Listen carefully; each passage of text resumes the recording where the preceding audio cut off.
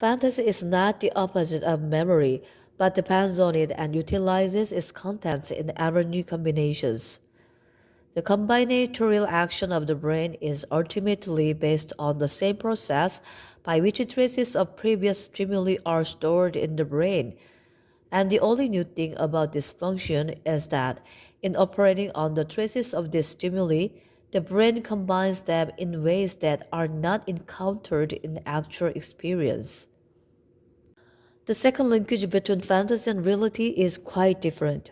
It involves a more complex association, not between the elements of an imaginary structure and reality, but between the final product of imagination and some complex real phenomenon.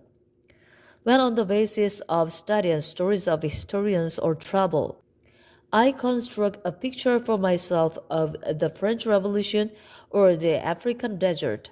Then, in both cases, the picture is the result of creative activity of the imagination. It does not reproduce what I perceived in my previous experience, but creates new combinations from that experience. The dependence of imagination on previous experience is exceptionally clearly manifest in this context. But at the same time, there is something new in these constructs of fantasy, something that distinguishes them very substantially from the excerpts from Pushkin's fairy tale that we examined above. Both the image of the bow-shaped seashore with the learned cat and the image of the African desert, which I have never seen, are equally imaginary constructions built by combining elements from reality.